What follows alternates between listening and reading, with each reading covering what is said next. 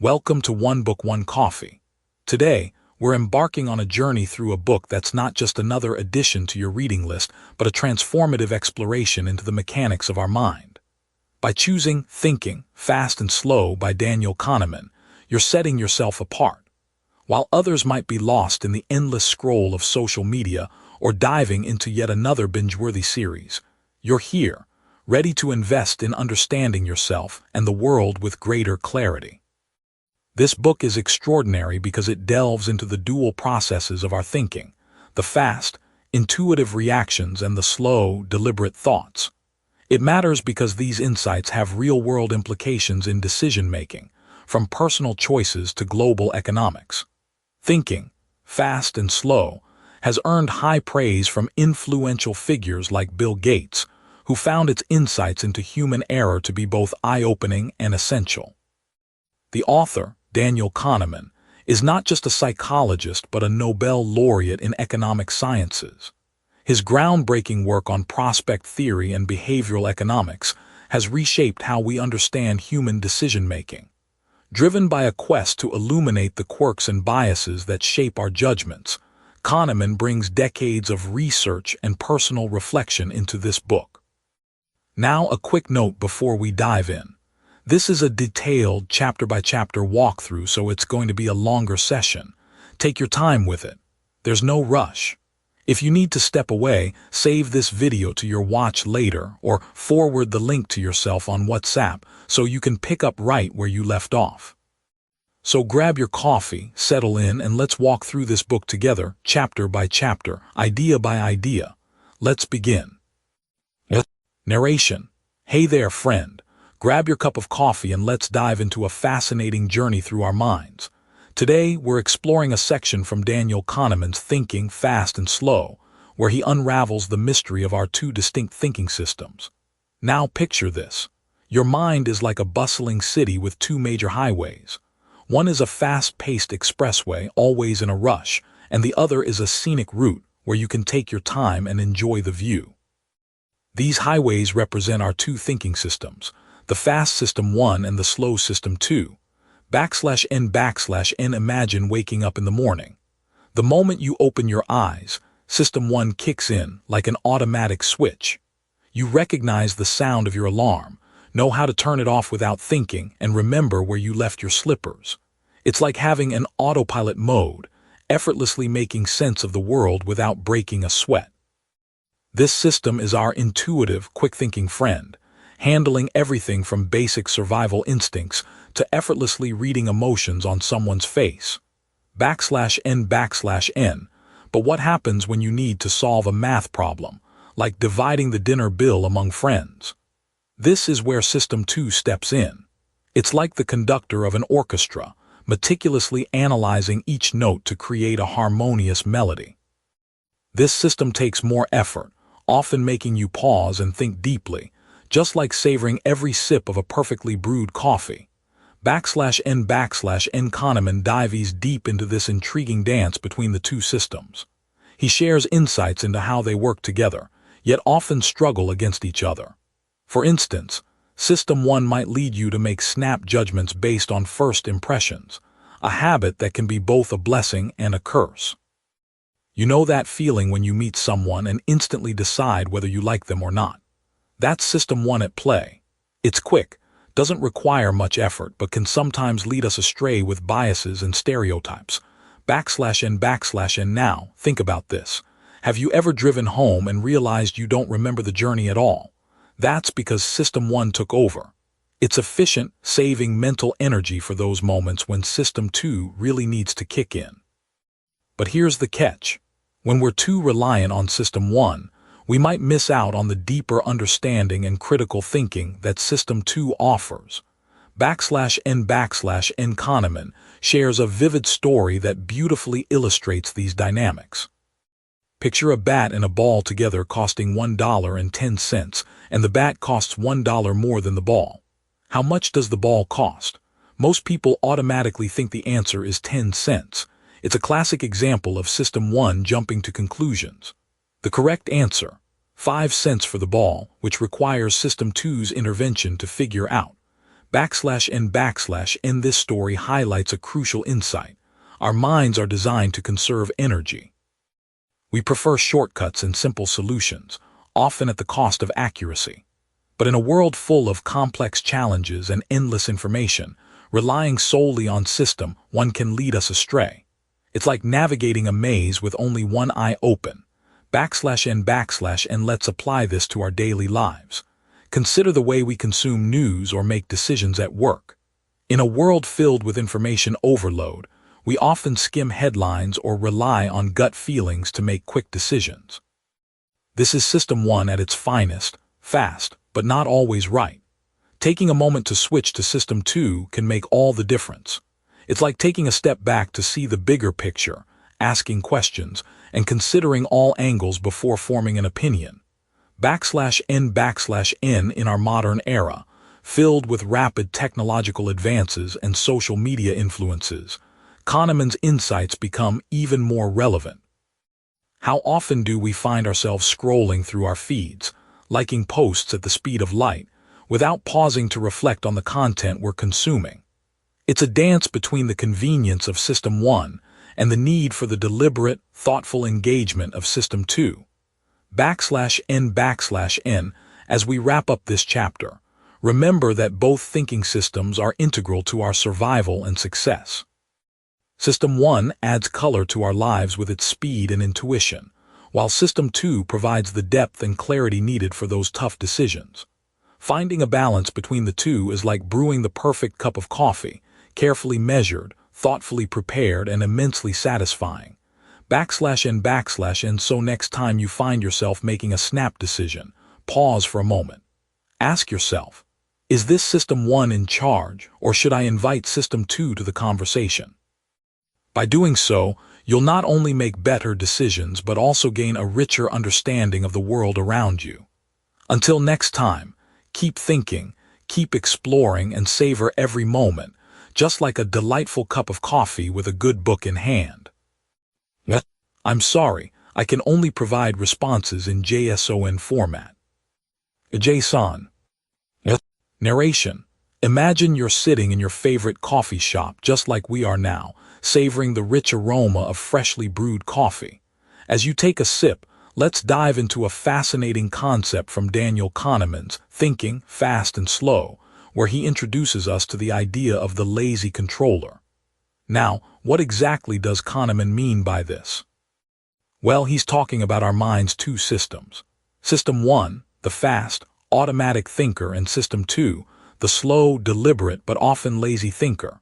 \n picture System 2 as that friend who knows they should go for a run, but decides to binge-watch a TV series instead. This system is supposed to be the one that steps in to make rational decisions, solve complex problems, and keep System 1's impulsive nature in check. But just like our lazy friend on the couch, System 2 often prefers to take the path of least resistance. \n now, think about this. Have you ever made a decision that you later realized wasn't the best, even though you knew better?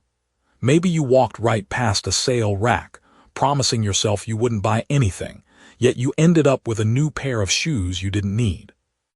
That's System 2 taking a backseat, letting System 1 drive, because let's face it, taking control requires effort and energy. \n Kahneman explains that System 2 is like the supervisor who's often asleep at the wheel, only waking up when absolutely necessary. It's responsible for self-control and analytical thinking, but it's notoriously lazy. It's there to monitor and guide System 1's impulses, but because it's such a natural procrastinator, it can let slip some pretty significant things. \n consider a real-world example. You're working on a project with a tight deadline. Your logical brain, System 2, knows you should plan your work to finish on time. But then, a notification pops up on your phone, and before you know it, you've spent the last hour scrolling through social media. Sound familiar? That's the lazy nature of System 2, allowing distractions to pull you away from your task instead of exerting the discipline to stay focused. /N Kahneman illustrates this with the story of a bat and ball problem, a simple question that trips up many intelligent people. A bat and a ball cost $1.10 in total. The bat costs $1 more than the ball. How much does the ball cost? Your quick thinking System 1 might blurt out, 10 cents. But when you let System 2 step in and take its time, you'll realize the ball actually costs 5 cents. It's a small example, but it highlights how often we rely on quick, intuitive answers instead of engaging our lazy, yet capable System 2. /N let's dive deeper. Why does this matter? Well, in today's fast-paced world, decisions are thrust upon us more quickly than ever, and the consequences of lazy thinking are amplified. From financial investments to career choices, the stakes are high. Imagine signing up for a credit card because System 1 is dazzled by a flashy bonus offer, only to be hit later by unforeseen fees and interest rates that System 2 could have warned you about. /N so, how can we encourage our lazy System 2 to step up when it's needed? Kahneman suggests creating environments that foster slow thinking. Think about setting aside time for reflection, where you can mull over decisions without external pressure. Or develop habits that automatically activate System 2, like double-checking your work or having discussions with a friend who challenges your reasoning. /N another practical approach is mindfulness. By being present and aware, you create a buffer between impulse and action, giving System 2 the chance to intervene before a snap judgment occurs. It's like giving your supervisor a nudge to pay attention, ensuring more balanced and thoughtful decision-making. /N as our digital age feeds our impulse for instant gratification, understanding the dynamics between these two systems becomes incredibly relevant. With every notification ding or news alert, we're asked to shift gears quickly, and without the oversight of System 2, we risk making hasty, uninformed decisions. /N ultimately, recognizing the laziness of System 2 doesn't just help in making individual choices. It offers insight into our collective behaviors. Think about societal challenges like climate change or public health. These issues demand long-term systemic thinking, yet the immediacy of everyday life often pulls focus away from these critical concerns. /N in closing, Kahneman's concept of the lazy controller is like a gentle reminder. It's as if he's sitting across from us at this very coffee shop, nudging us to wake up our sleepy supervisor and engage more thoughtfully with the world around us.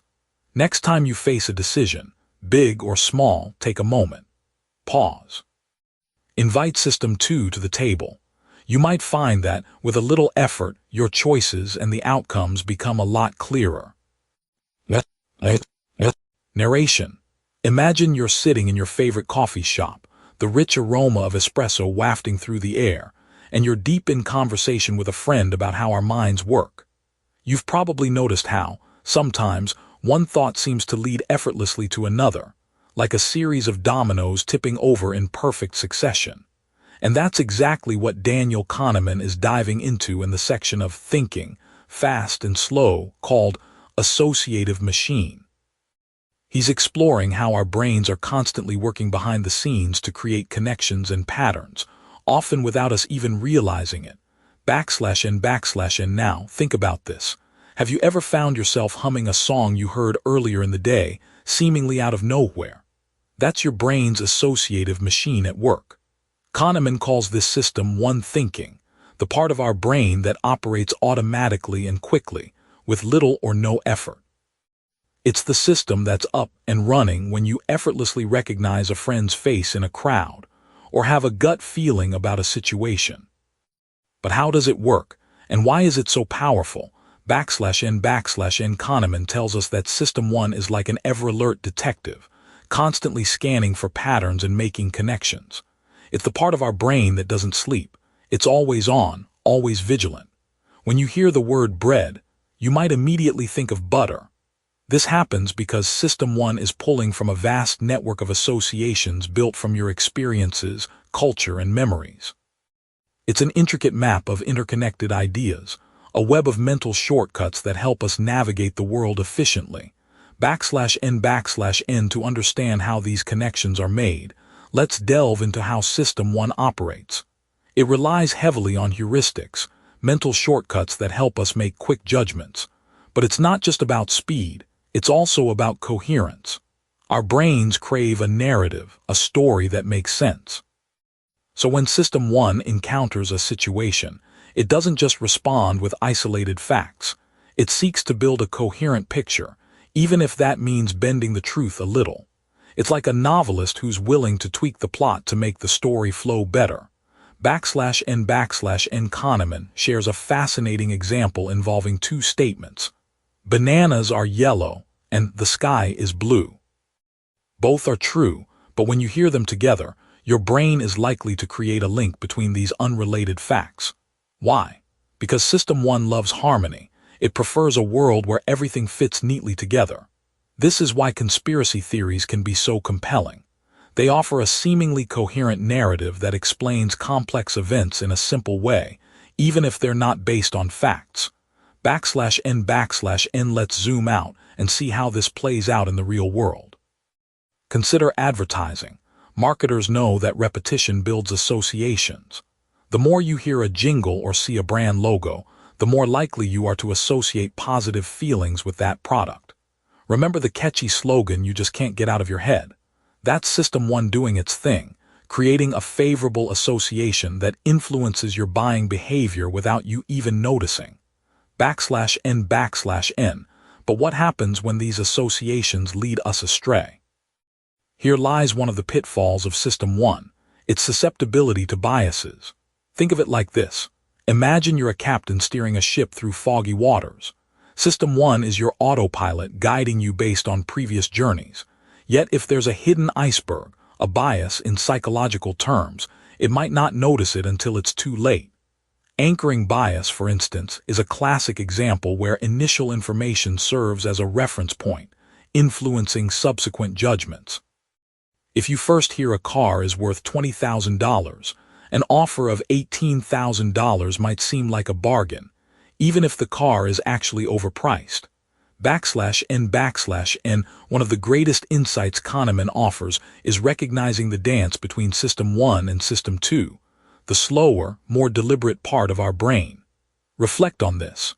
When was the last time you double-checked a gut feeling or paused before making a snap decision? That momentary hesitation is System 2 stepping in, giving you the opportunity to question the narrative crafted by System 1. \n. In today's fast-paced world, where information is abundant and decisions are made in the blink of an eye, understanding our associative machine is more crucial than ever. Whether it's making decisions at work, understanding political rhetoric, or just navigating daily life, being aware of how our brains create connections can lead to wiser, more informed choices.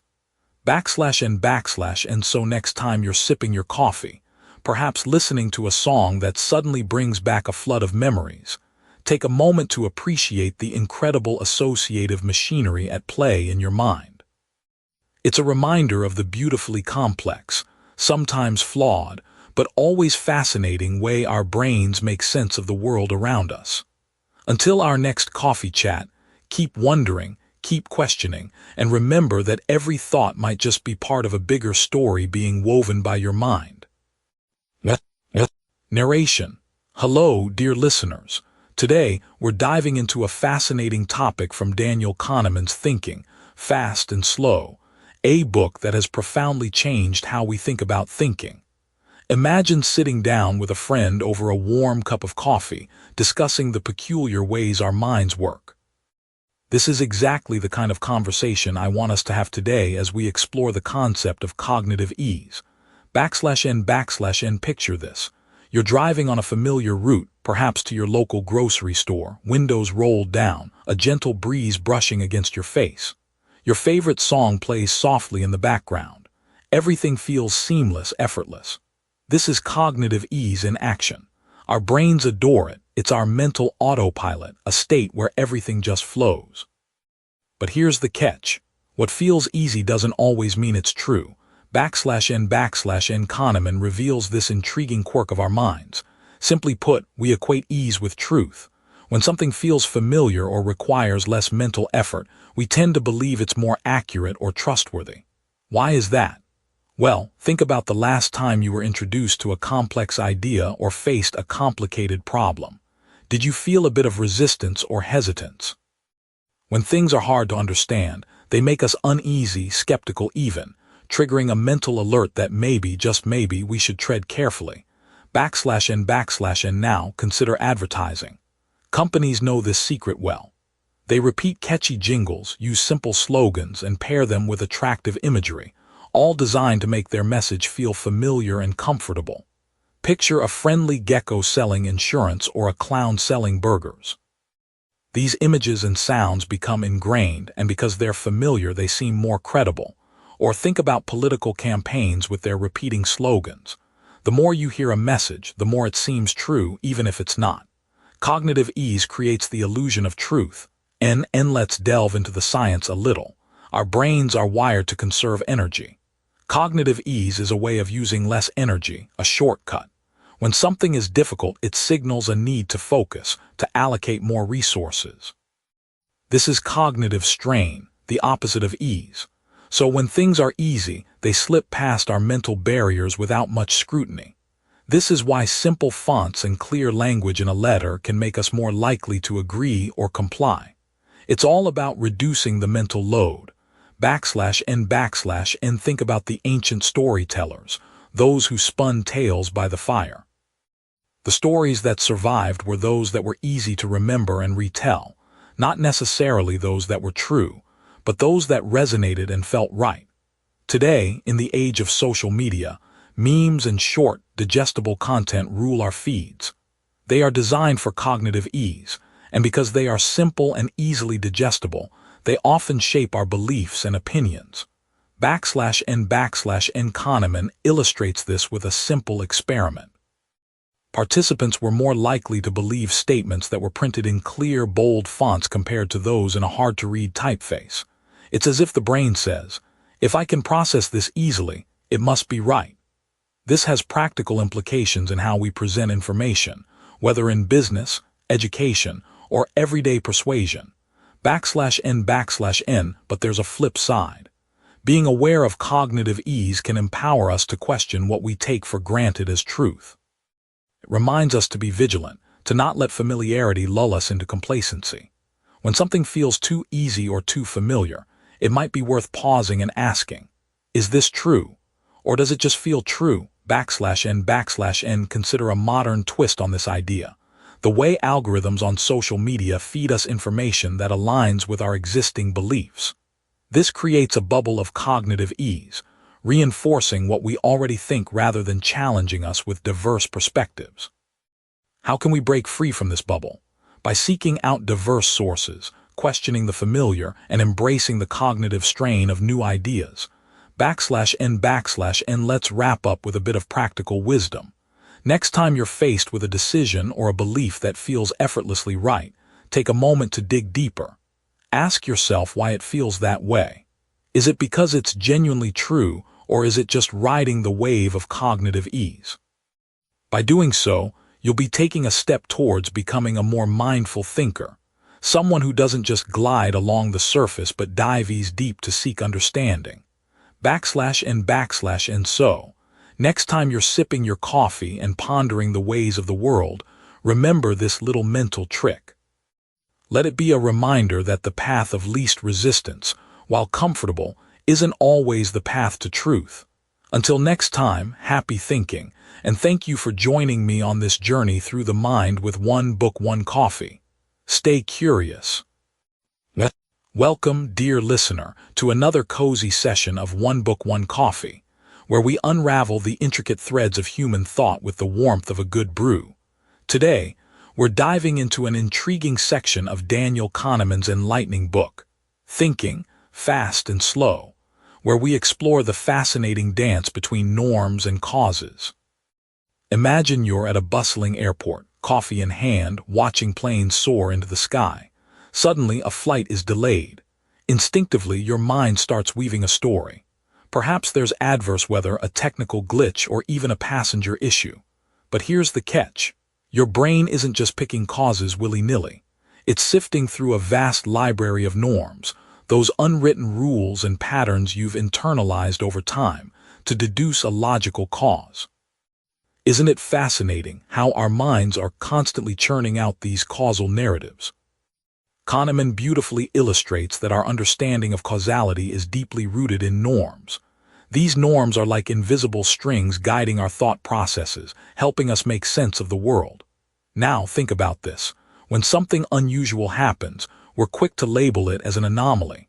Why? Because it defies our normative expectations. This interplay between norms and causality is not just a mental exercise. It profoundly shapes our perceptions and decisions. Let's travel back to a story that might seem ancient yet resonates with today's world, the Greek myth of Icarus. You remember Icarus, right? The young man who flew too close to the sun with wings made of feathers and wax, despite his father's warnings. It's a tale of ambition and hubris, but also a narrative shaped by norms. In a society where humility and adherence to societal rules were prized, Icarus's fate served as a cautionary tale. His tragic end wasn't just a story of personal failure, but a reinforcement of cultural norms. Now, consider how these ancient narratives still echo in modern corporate culture. Think of a startup founder, fueled by ambition, who disregards industry norms and pushes boundaries. If they succeed, they're celebrated as a visionary. But if they fail, they're often seen as reckless. The outcome heavily influences how we perceive their actions, much like how Icarus's story was used to underscore the dangers of defying norms. Kahneman's exploration invites us to ponder. How often do we let norms dictate our causal reasoning? Picture a situation at work where a project unexpectedly flops. Our immediate reaction might be to blame the project leader or external circumstances. Those are the causality shortcuts our brains take, guided by workplace norms. But what if the real cause was a systemic issue, like inadequate resources or a culture that stifles innovation? This insight is not just an academic curiosity. It's a powerful tool for introspection and growth. By questioning the norms that guide our causal reasoning, we open doors to more nuanced understanding and better decision-making. For instance, consider how societal norms influence our perceptions of luck versus skill. When a friend aces a job interview, do we attribute their success to their talent or just being in the right place at the right time? Our judgment is often colored by the norms we subscribe to, whether we realize it or not. Kahneman challenges us to recognize these patterns, urging us to balance our intuitive fast thinking with the deliberate slow thinking that questions these norms. This balance is crucial, especially in a world where information is abundant and often conflicting. As we scroll through news feeds or navigate social media, we're bombarded with narratives shaped by diverse norms and biases. Our task, then, is to discern the underlying causes amid this noise. Let's bring this home with a personal anecdote. Imagine you're on a road trip with friends and suddenly the car breaks down. As you sit by the roadside, sipping that trusty coffee, the theories start swirling. Is it the engine, the fuel, or just plain bad luck? Each friend might suggest a different cause, influenced by their own experiences and norms. One might blame the car model, perhaps an anecdote about a similar breakdown. Another might point fingers at the route, notorious for car troubles. Here, you see norms shaping causal explanations in real time. By being aware of this, we can foster richer discussions and find solutions that might otherwise remain hidden. So next time you're faced with a puzzling situation, pause for a moment. Consider the norms that might be steering your thoughts and ask yourself, are these norms serving me well, or is it time to see the world through a different lens? As we wrap up today's journey through thinking fast and slow, let's carry this newfound awareness forward. Let it guide you as you navigate your daily decisions, question the stories you hear, and perhaps even reshape the narratives you tell yourself. With each sip of coffee and each page turned, may we become more mindful thinkers, ever curious about the wondrous workings of our minds. Thank you for joining me on this exploration. Until next time, keep pondering, keep questioning, and above all, keep thinking deeply and slowly. I'm sorry, but I can't provide the text you're asking for. How about I summarize the key concepts from that section instead? Jason. Narration. Imagine you're at a bustling street market, and the first stall you visit is selling vibrant hand-woven scarves. You ask the price, and the vendor, with a sly smile, starts at $100. That number might seem high at first, but as you wander through other stalls, you find yourself comparing every other scarf to that initial $100 price tag. Even if you bargain down to $60 elsewhere, you feel like you've scored a deal.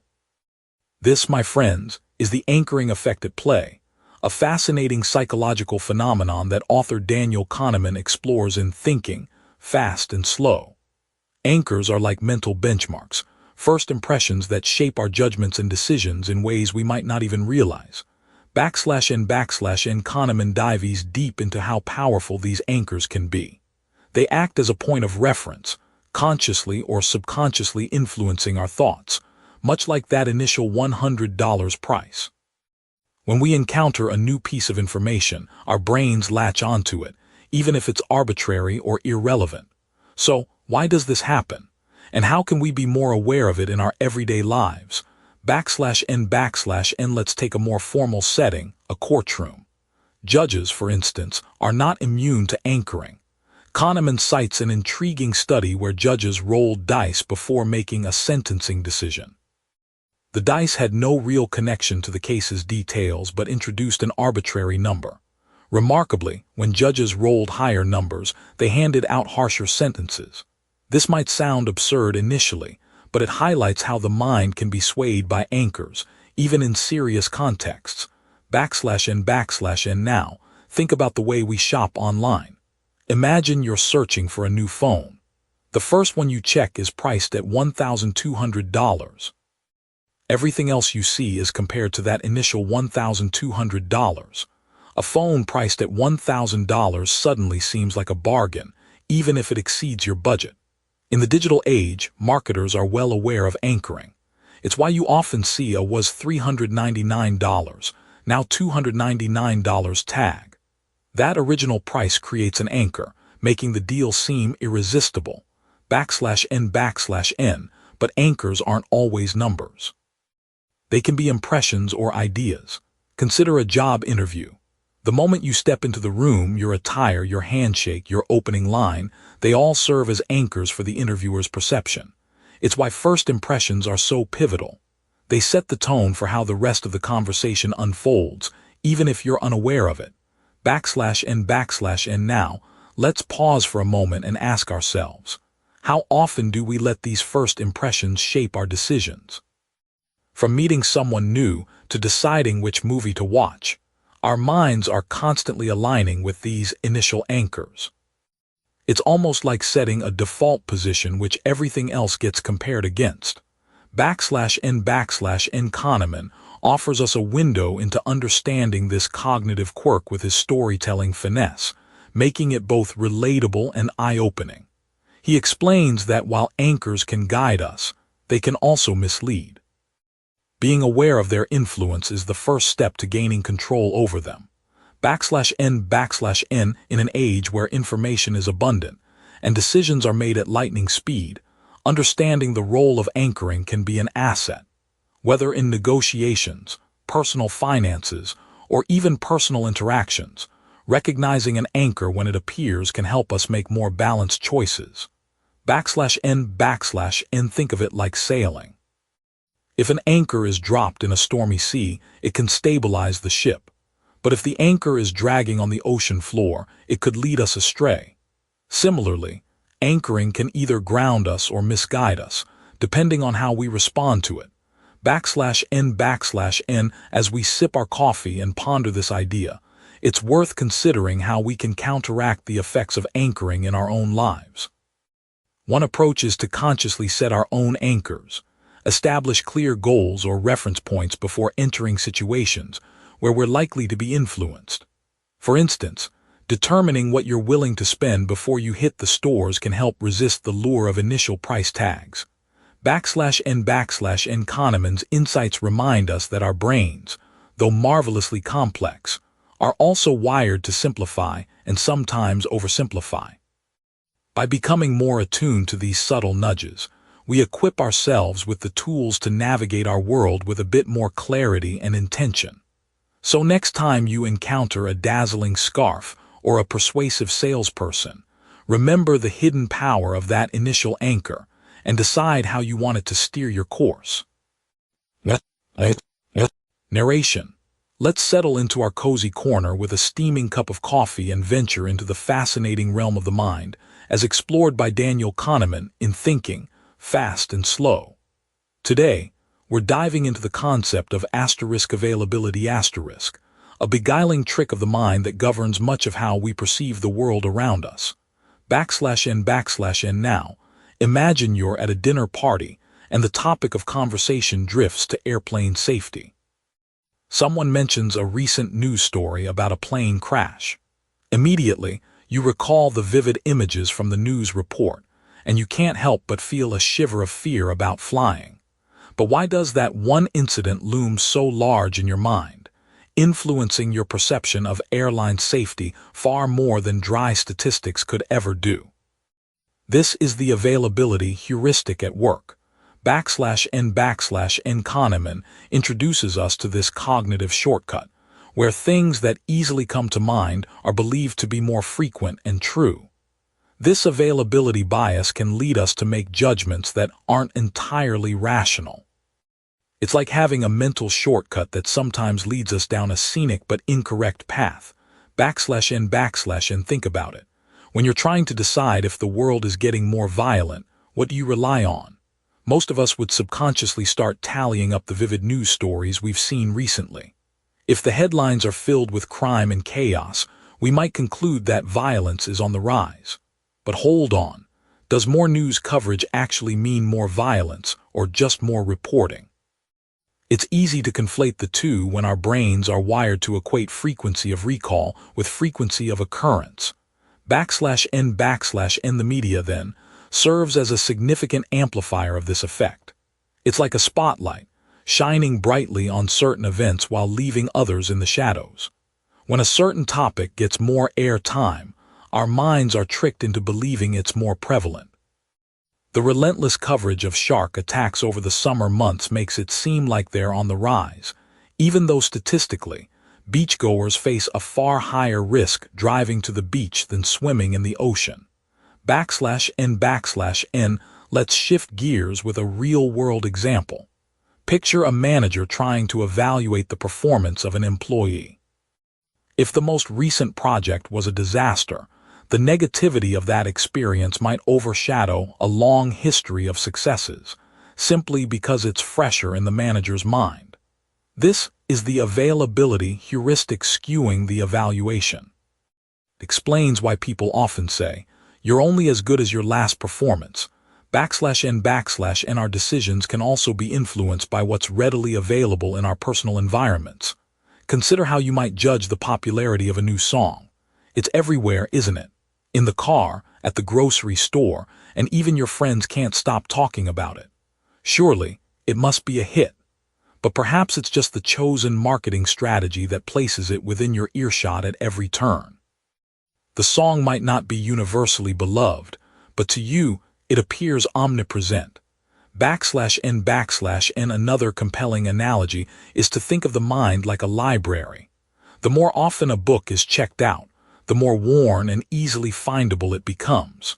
Similarly, the more frequently a piece of information is accessed, the more readily available it becomes to the mind. And just like in a library, some of the most important books, the ones that offer depth and nuance, might not be the most frequently checked out. /n Imagine being at sea, navigating by the stars. If clouds obscure the constellations, you might resort to the brightest star you can see, even if it's not the one that will guide you home. That's the availability heuristic, guiding by what shines brightest in the immediate vicinity, not necessarily what is most reliable. /n/n. So, what can we do about this mental bias? How do we ensure we aren't led astray by the most available information? Being aware of this cognitive bias is the first step.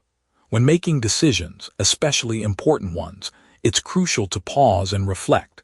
Am I reacting to the most salient information or the most relevant? Seeking out objective data, consulting diverse sources, and considering the broader context can serve as navigational tools. /n/n as we sip the last of our coffee. Let's remember that while our minds are incredible at making rapid judgments, they're also susceptible to shortcuts like the availability heuristic. By understanding these quirks, we become better equipped to interpret the world with clarity and insight. /n/n. So next time you hear a sensational news story or are impacted by a vivid memory, take a moment to consider, is this the whole picture or just the part that's easiest to see? With this awareness, we can navigate the complexities of our thoughts with a little more grace and a lot more wisdom. /n/n. Until next time, keep questioning, stay curious, and never forget the power of a good conversation over a warm cup of coffee. Imagine sitting at your favorite coffee shop, the smell of freshly brewed coffee wafting through the air. You're discussing with a friend the fascinating ways our minds can play tricks on us, and you bring up a curious concept from Daniel Kahneman's book, Thinking, Fast and Slow.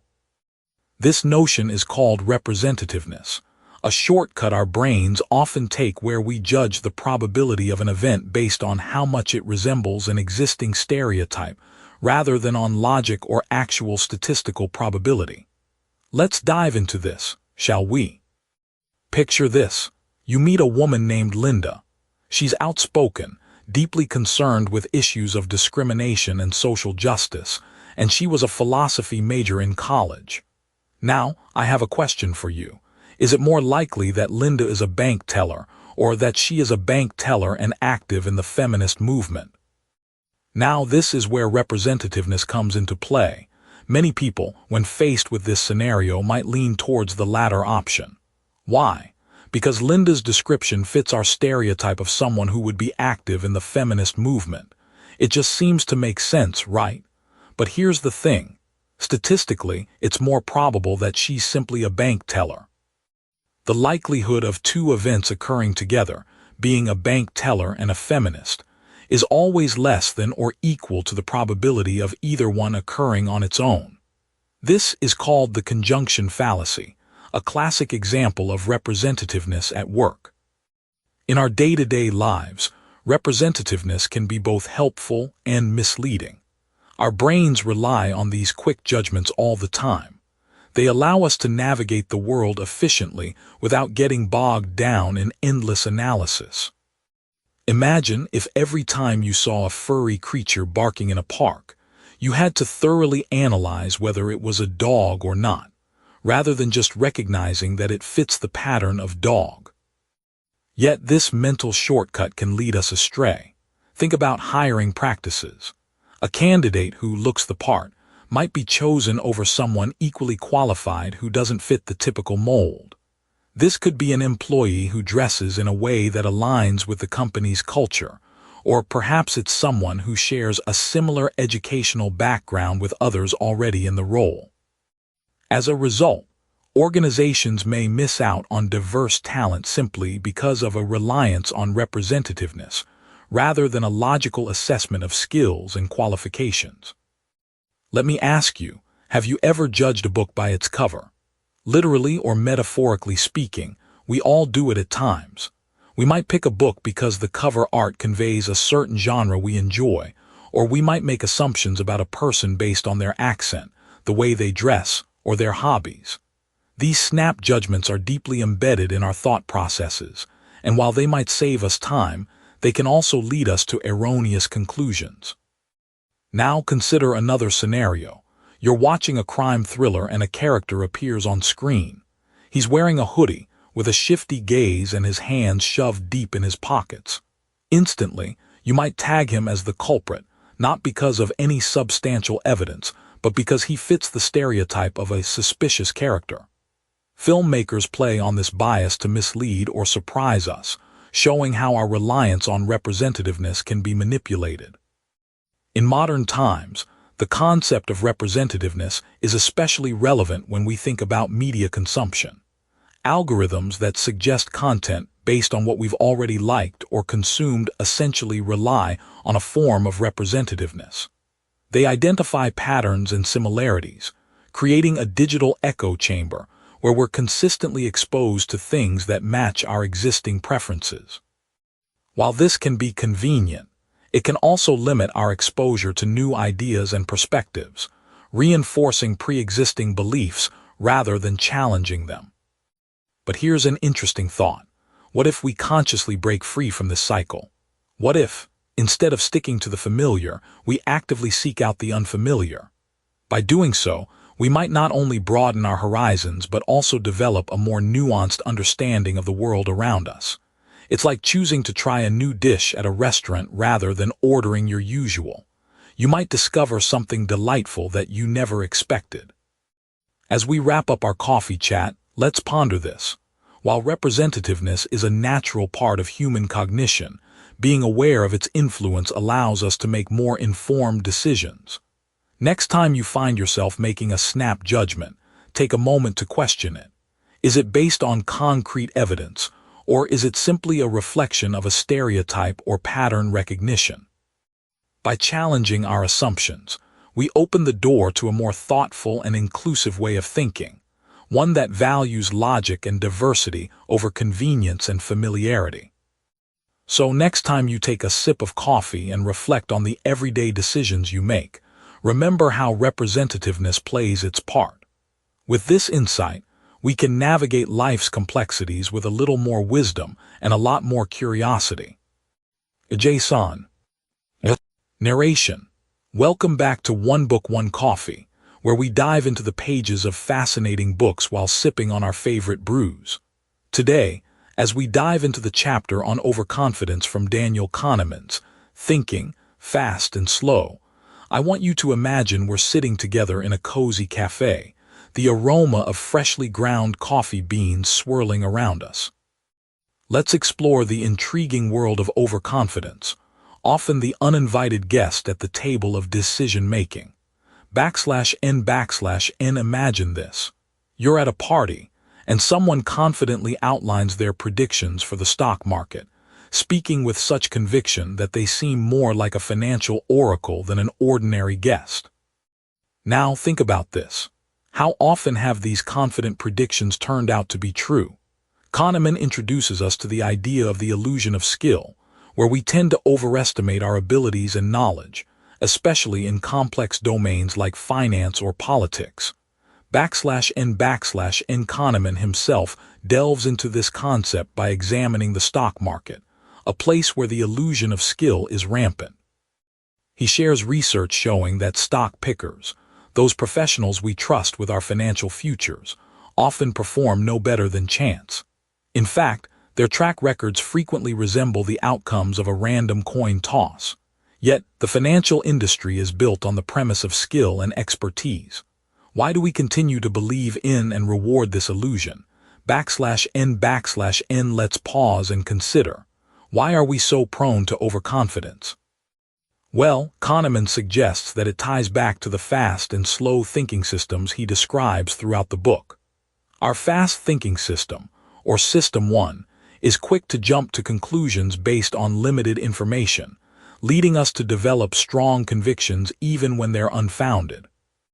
We tend to construct coherent stories from incomplete data, giving us the illusion of understanding and certainty.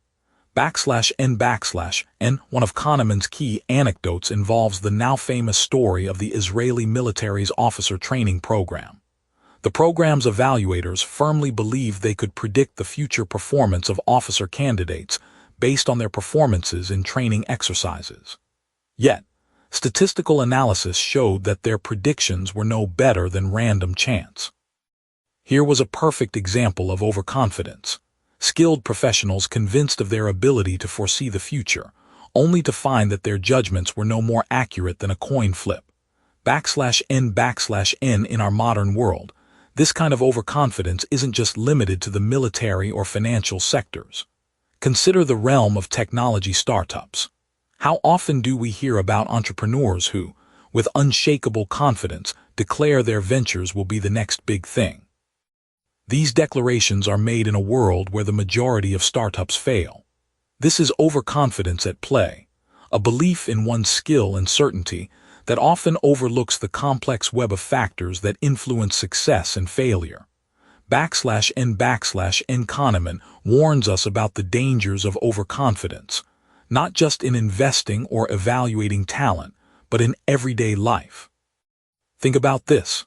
How many times have we confidently set out on a path, convinced of the outcome, only to find ourselves humbled by unexpected obstacles? Overconfidence can lead to poor decision-making, as we're less likely to seek out alternative perspectives or additional information when we're sure we already know the answer.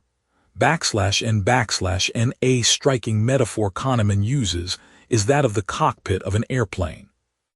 Imagine pilots operating under the illusion that their skill alone can navigate any turbulence, ignoring the instruments designed to assist them.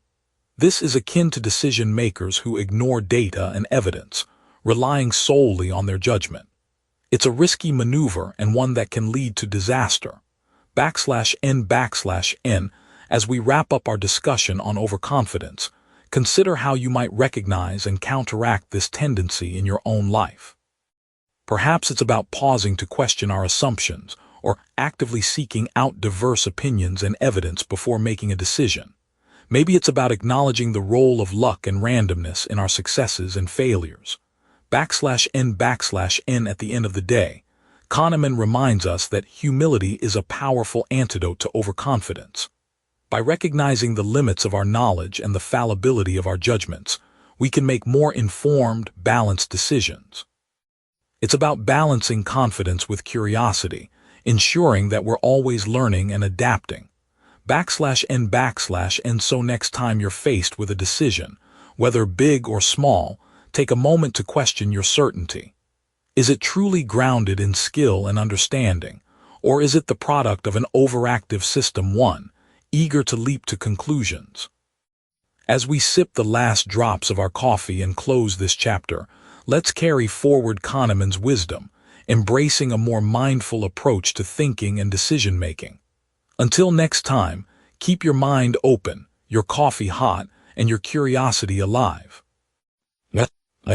Imagine you're at a bustling cafe, the rich aroma of coffee weaving its way through the air, and you're deep in conversation with a friend.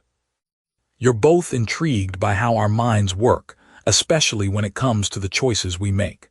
So let's talk about choices, and more specifically, how the way choices are presented to us, their framing, can profoundly influence the decisions we make, often without us even realizing it. Picture this. You're offered 2 cups of coffee. One is labeled as containing 90% caffeine-free coffee, while the other is labeled as 10% caffeinated. Now, they're essentially the same, but doesn't the 90% caffeine-free option sound more appealing? This is framing at work, a concept that Daniel Kahneman explores with great insight in Thinking, Fast and Slow. Framing is all about context. Imagine the power of words when you're trying to sell a product or sway an opinion. It's not just what you're saying, but how you say it. Kahneman introduces us to this idea by illustrating how people respond differently to choices depending on how they are framed. He uses the example of a life-saving operation. If you tell patients there's an 80% chance of survival, they're more likely to opt for the surgery than if you say there's a 20% chance of dying, even though the statistics are identical. Isn't it fascinating how just a few words can steer our decisions, almost like a gentle nudge in the direction the framers want us to go? Now think about this in the context of everyday decisions. When you're making a big purchase, like a car or a house, the way information is presented can nudge you toward a particular choice. Perhaps you've seen advertisements boasting, "Save $5,000," versus, "Get this car for only $25,000. The highlight on savings might just be the push you need to sign on the dotted line. This notion extends far beyond personal decisions. It's evident in public policy and how governments communicate with citizens. Take organ donation, for example. In countries where the default option is to donate organs unless you explicitly opt out, the donation rates are significantly higher than in countries where you have to opt in. This subtle difference in framing, being in versus out by default, can save thousands of lives. It's a testament to how powerful framing can be in shaping societal norms and behaviors. Kahneman also touches on the psychological underpinnings of this phenomenon through the lens of risk and loss aversion. Humans naturally prefer to avoid losses rather than acquire equivalent gains. It's more painful to lose $100 than it is pleasurable to gain $100. So, when frames highlight potential losses, we become more risk-averse, whereas when they highlight gains, we might become more risk-seeking. Consider the classic example of a coin toss bet. Would you accept a gamble where you could lose $10 or gain $20? Many would hesitate, focusing on the potential loss rather than the opportunity for gain. Imagine standing at the edge of a bridge and looking down at the water below. If someone were to tell you, you have a 95% chance of survival if you jump, versus, there's a 5% chance you could die if you jump, the latter might make your heart race a little faster, even though rationally they're saying the same thing. Kahneman's insights reveal that our intuition, our fast-thinking mind, is often affected by these frames, bypassing the slower, more deliberate analytical thinking. In our modern, fast-paced world, where information comes at us in a deluge, being aware of framing can empower us to make more informed decisions. Whether it's the news we consume, the social media headlines we scroll past, or the advertising slogans that bombard us, recognizing framing gives us a tool to pause and think critically. Are we being nudged toward a particular decision? Is the risk being highlighted over the reward, or vice versa? Kahneman's exploration of framing reminds us that, while our brains are wired to take shortcuts for efficiency, understanding these mental pathways can help us navigate them more purposefully. Next time you're faced with a choice, ask yourself, why am I leaning this way? Is it because of the way the options are presented? This simple pause can transform how we approach decisions, big and small. As you sip your coffee and ponder these ideas, remember that while we can't always control how choices are framed for us, we can choose to step back and evaluate our responses. In doing so, we reclaim some of the power over our decisions, crafting a life that reflects our true values and desires, rather than those suggested by clever framers. It's a journey worth taking, one thoughtful decision at a time. I'm sorry I can't do that. Narration. Hello, dear listener, and welcome back to One Book, One Coffee. Today, let's dive deep into a fascinating section of Daniel Kahneman's Thinking, Fast and Slow, aptly titled End of an Illusion. It's a conversation starter all about the assumptions we hold about rationality and how they aren't as sturdy as we might think. Imagine, if you will, sitting in a comfortable cafe, sipping a warm latte as I walk you through this eye-opening exploration. /n/ Kahneman invites us to question the very foundation of our decision-making processes. How often do we pride ourselves on being rational beings who make choices based solely on reason and logic? Now, think about this. Have you ever made a purchase or taken a decision that, in hindsight, seemed utterly irrational? Maybe you bought a pair of shoes you didn't need, or chose a route home that ended in traffic, even though you knew a shortcut. These little moments serve as reminders that humans, despite our best intentions, often fall prey to mental shortcuts and biases. /n/ This section of the book unveils an important insight. Our brains are a battleground between two systems. System 1 operates automatically and quickly, with little or no effort and no sense of voluntary control. It's the instantaneous part of our cognition, like when you suddenly know the answer to a simple math problem. System 2, on the other hand, allocates attention to the effortful mental activities that demand it, including complex computations. It's what we engage when we solve a difficult math problem, or when we're trying to focus on a challenging task. /N Kahneman beautifully illustrates these systems with anecdotes and research findings that show how our fast, intuitive System 1 often leads us astray, while our slow, deliberate System 2 struggles to keep up. It's like having a reckless driver at the wheel, while the careful driver is catching some shut-eye in the backseat. /N Consider the financial markets, a modern-day battleground of rationality and emotion. Investors like to believe they are making rational decisions based on data and forecasts. Yet, time and again, we see evidence of market bubbles, situations where stock prices soar above their intrinsic values simply because everyone is buying into the hype. It's a classic example of System 1 at play, with emotions like fear of missing out driving decisions rather than cold, hard analysis. /N Kahneman doesn't just leave us with the problem. He offers a perspective that challenges us to rethink how we perceive rationality. He points out that we often trust our intuition more than we should. Our gut feelings, formed by System 1, can be unreliable, and yet we cling to them because they feel right. Like a magician's sleight of hand, our intuitive mind distracts us from the logical, calculated thoughts that are waiting to be heard. /N Now, picture yourself in a social setting, perhaps a dinner party. You meet a charming guest who tells you a story that's full of exciting details. Your System 1 loves stories and immediately warms up to this person, even though you barely know them. System 2 would advise caution, prompting you to ask critical questions or seek more information. Which side usually wins out in such situations? That's the crux of the illusion Kahneman talks about, the belief that we're being rational when we might just be swayed by a good narrative.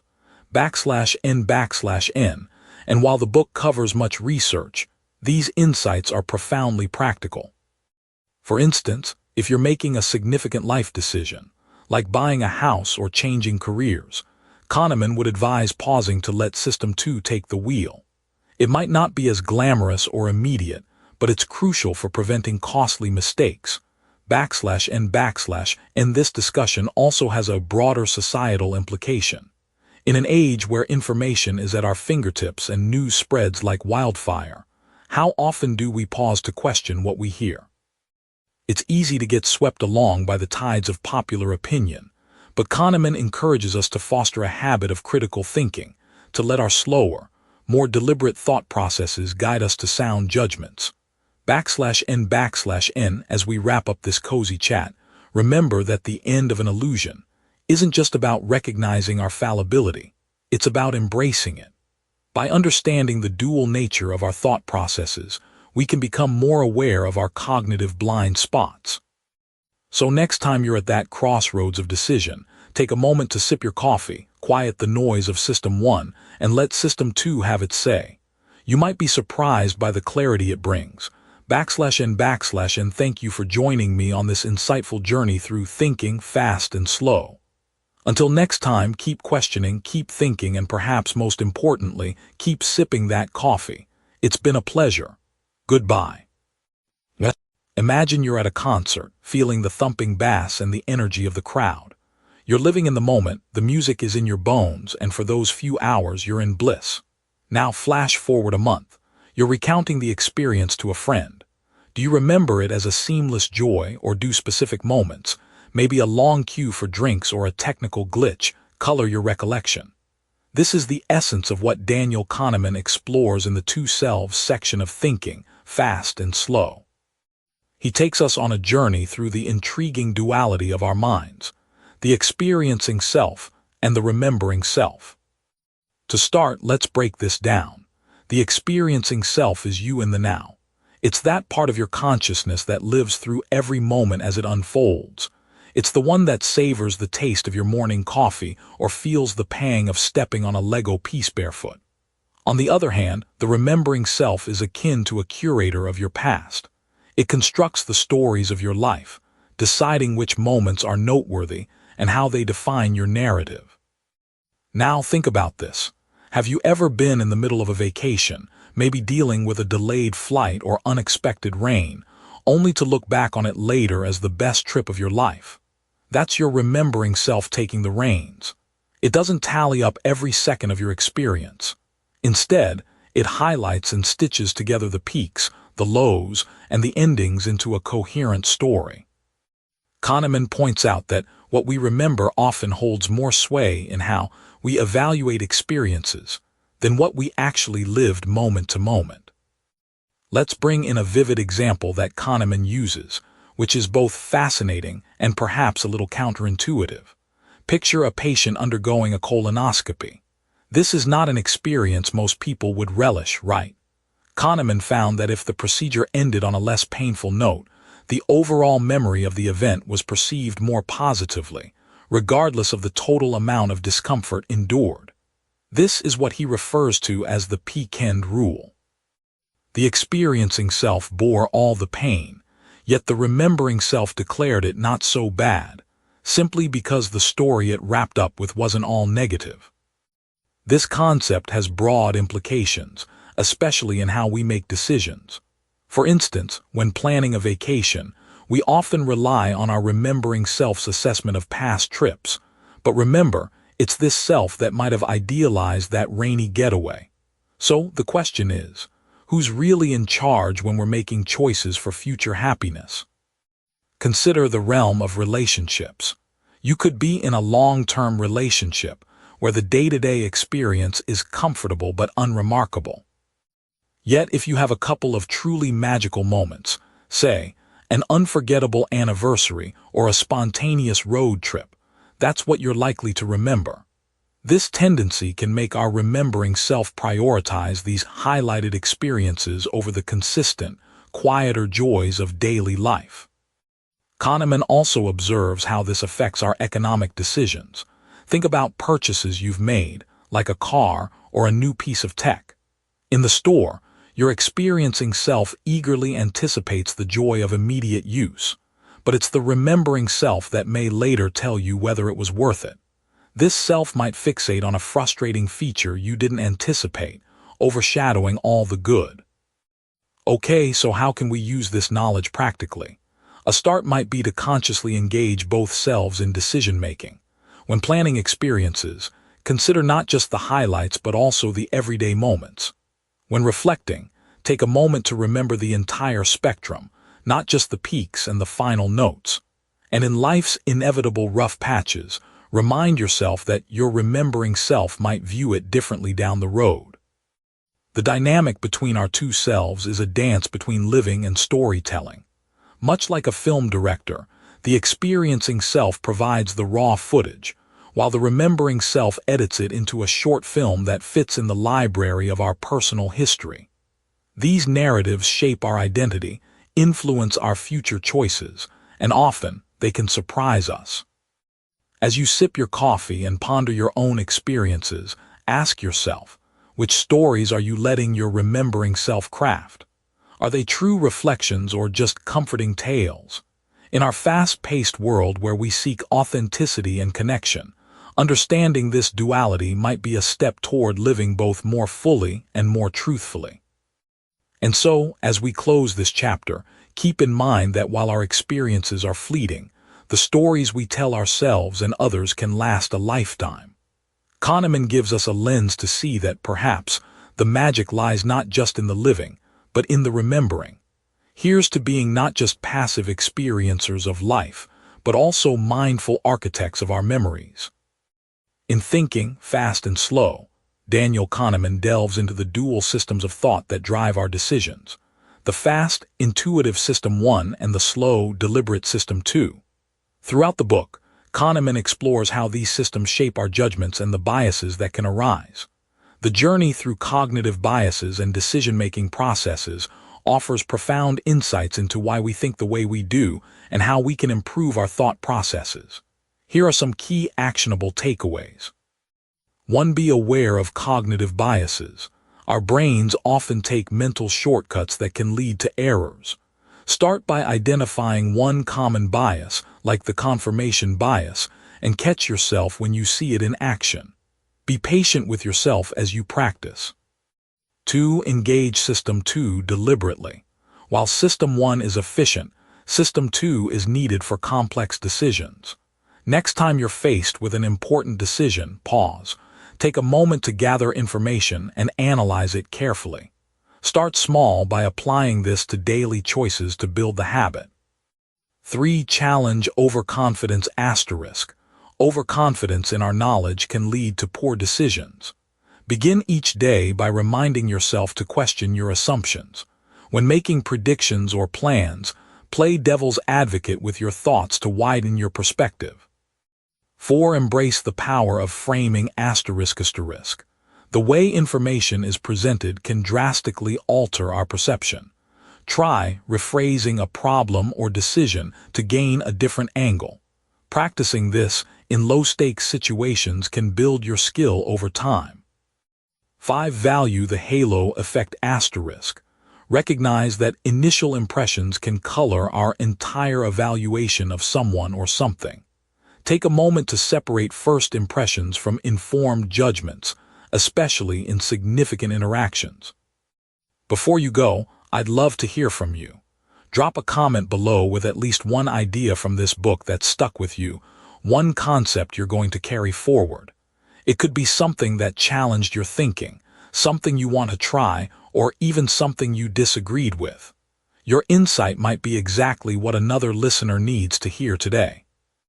And if this summary gave you something valuable, a new perspective, a spark of motivation, or even just a peaceful hour with your coffee, share it with someone who might need it too. Subscribe to One Book, One Coffee, and hit that bell icon so you never miss a new summary. Every week, we sit down together with one great book, one warm cup of coffee, and the simple belief that wisdom, shared well, can change lives. Until next time, keep reading, keep growing, and remember, every small step counts. See you at the next book.